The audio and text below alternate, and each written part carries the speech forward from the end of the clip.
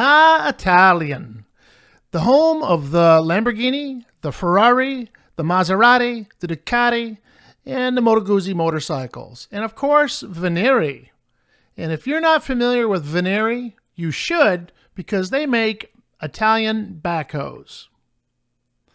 Started in 1948 after World War II, the Venieri family started making tractors, land moving equipment, and backhoes. But I'm getting ahead of myself. I started taking a look at the well-known brands, John Deere, Case, Caterpillar, and JCB, but they were all very expensive, typically over $100,000.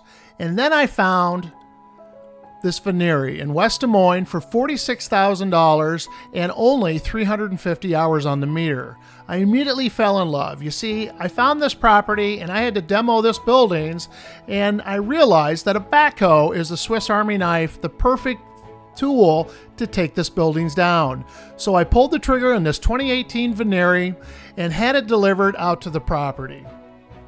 I immediately started to work back in March, April, and May of demoing these buildings. And you see, again, the backhoe was the perfect tool. It's got the 4-in-1 bucket on the front, it's got the excavator arms, and I tell you what, this thing's got some power.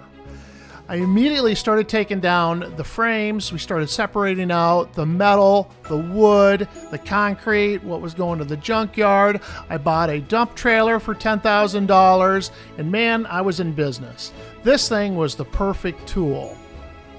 Even with a full-time backhoe, it took several months to get down all of the structures. You know, this house was pretty much knocked down already from the derecho of 2020, but it took some time, and of course this machine shed was absolutely massive. Pretty much took me all summer and fall to get these buildings down, and then we had to tackle the concrete foundations.